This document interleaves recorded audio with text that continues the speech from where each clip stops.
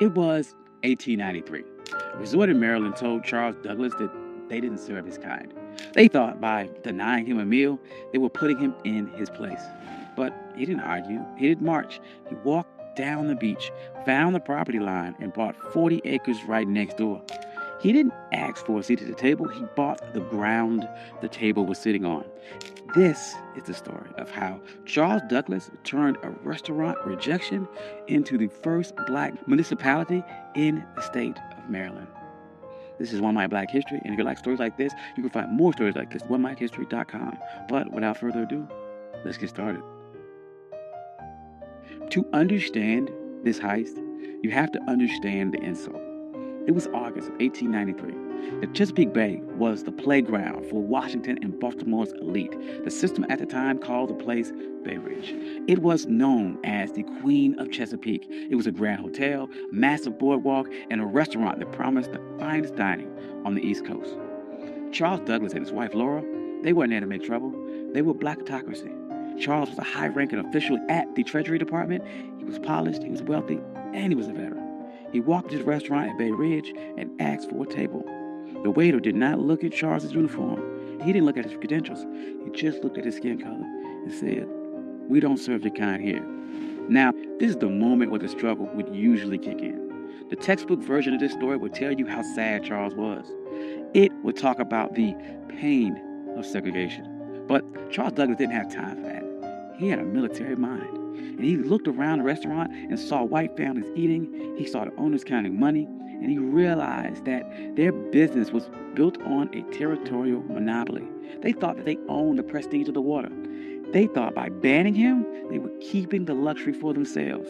Charles walked out of that restaurant, but he did not leave the area. He walked down the beach, he crossed the property line, and he stood on the dirt right next to the people that insulted him. He was looking at a 40-acre tract known as Bashir's Farm. It was rugged, overgrown patch of coastline. To the owners of Bay Ridge, it was a waste of space. To the system, it was unimproved land. But to the Colonel, it was the high ground. Charles Douglas knew something the owners of Bay Ridge didn't. The system is only as strong as its borders. Bay Ridge was a fortress of whiteness, but the walls ended at the property line. If Charles could control the land right next to them, he didn't need their permission to exist. He could create a parallel world that Jim Crow laws of public accommodations could not touch. See, in 1893, separate but equal wasn't even legal doctrine yet. That would not happen for another 3 years with Plessy versus Ferguson. But the private property doctrine was already ironclad. The law of the land said that a man could do whatever he wanted with the dirt that he owned. Charles realized that public space was a trap. If you relied on the public to treat you fairly, you were a beggar. But if you owned the private, you were sovereign. So he went to the owner of the 40-acre farm, a man by the name of Daniel Bashirs. He didn't ask for a favor. He brought money. He offered him $5,000 cash.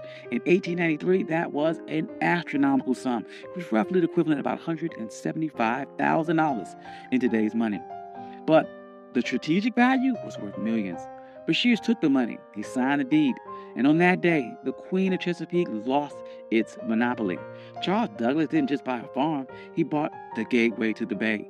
He went to the restaurant owners who refused him a sandwich, and he didn't say a word. He just started building. And the first thing Charles did wasn't build a resort for the masses. He built a fortress for his legacy. He built a home for his father, Frederick Douglass. He called it the Twin Oaks. But he didn't just build it anywhere. He positioned the home with military precision. Frederick Douglass had been enslaved on the eastern shore of Maryland. He looked across these same waters as a boy, dreaming of a world where he wasn't property. So Charles Douglas designed Twin Oaks so his father could sit on that property and look directly across the Chesapeake at the very shore where he was once owned. This was psychological warfare. It was a message to the system that if you didn't lose a slave, you lost the entire coastline. Frederick Douglass never got to spend a full summer there because he died in 1895, but the receipt was still filled. The Douglass name was now etched into the land in the deeds of Maryland. But Charles was not done. He knew that one house was an anomaly, but an entire empire is a network. So he began subdividing the land, and he didn't sell it to just anyone. He targeted the sovereign class. He sold lots to black doctors, black lawyers, black engineers, black poets in D.C. and Baltimore. He created a neighborhood where the white-only signs of Bay Ridge were relevant. By the turn of the century, Highland Beach wasn't just a place to swim. It was a black think tank. Paul Robeson was there. Langston Hughes was there. W.E.B. Du Bois was there. They weren't protesting segregation. They ignored it. They built their own hotels. They built their own pier. They built a community center. They built a closed economy where black money stayed in black pockets and black dignity was the default setting. Now, there's no way the system sat back and watched this happen. The owners of the white resorts nearby were furious. They saw the private property loophole working against them, and they realized that they had lost control of their territory. So they tried to use paper weapons. First, they tried to use vagrancy laws. They sent the police to harass people walking between the train station and Highland Beach. They wanted to make the journey so uncomfortable that the residents would give up. That didn't work. Highland Beach residents started their own shuttle service. They controlled the logistics. Then the white resort owners tried to use a legal glitch. They realized that Highland Beach was technically a part of an unincorporated area. They thought they could use local zoning boards to condemn the land or pass an ordinance that would tax the Douglass family into bankruptcy. They tried to treat Highland Beach like a nuisance, but the residents of Highland Beach were some of the smartest people in the state. They knew that in America, the ultimate hack for land was municipal status. In 1922, they executed their final move of the heist. They petitioned the state of Maryland to become an unincorporated town. They didn't want to be a neighborhood. They wanted to be government. They won. Highland Beach became the first black municipality in the history of Maryland. Think about the payoff here. Because they were a town, they had their own mayor, they had their own police department, they had their own zoning board. When the white resort owners tried to pass laws against them, the people of Highland Beach just passed their own laws to cancel them out. They weren't marching and asking for civil rights. They were exercising their statutory power. By the 40s and 50s, Highland Beach was the summer Apollo. While white Maryland was obsessed with keeping its beaches segregated, Highland Beach was outproducing them culture and social capital. But the winds they are changing, and the system shifted its strategy. In 1964, the Civil Rights Act passed and public accommodations were integrated. On paper, this was a victory. But in a world of real estate and sovereignty, it was a Trojan horse. The system realized it could not keep black people out of the water anymore, so it decided to make the land too expensive to keep. This is the new Jim Crow. As white developers realized that coastal property was the ultimate asset, they began using tax assessment and eminent domain and environmental regulations to squeeze black families off their land. In places like Hilton Head and Bruce's Beach in California, the system succeeded. They stole land back using the laws that were supposed to protect landowners. But look at Highland Beach today. It's still there. It survived the rise of developers. It survived the collapse of other resorts. It survived because Charles Douglass didn't build a charity. He built a closed-loop system. The residents of Highland Beach understood that the land wasn't just for lounging. It was for continuity.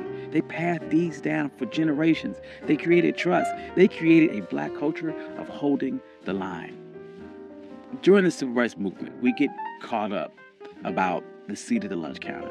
But Charles Douglass reminds us that the lunch counter is just a piece of furniture, and that if someone owns the building, they can always find a reason to move the chair or keep you out. The true power is owning the blueprints. Charles Douglass was told his money wasn't good enough for a meal, and he didn't waste a second trying to change that with his mind. He used that energy to change the map. He proved that when the system closes the door, you can't keep knocking till your fists are bloody. You can buy the hallway. You can buy the entire building. You can buy the entire beach. You can buy the ground that it sits on. And today, Highland Beach stands as a reminder that we aren't just laborers in the American story. We are the engineers of our own exit. Thank you. This is One My Black History. I'm your host, Country Boy. If you like stories like this, you can find more stories like this at oneblackhistory.com. Hope you enjoyed this. This is something different. I enjoyed this a lot. Trying to do, once again, more stories about agency, about pattern interrupts, people overcome, and how they took a system that was designed to keep you back and beat it and overcame or outsmarted that system. Hope you enjoyed that. I'd like to thank all my day ones. You guys are amazing. Thank you guys all for coming out. Like, financial contributors. Oh, yes. And if you don't see your name here, please reach out to me. I'll add your name. I'm sorry. I love you all. Peace.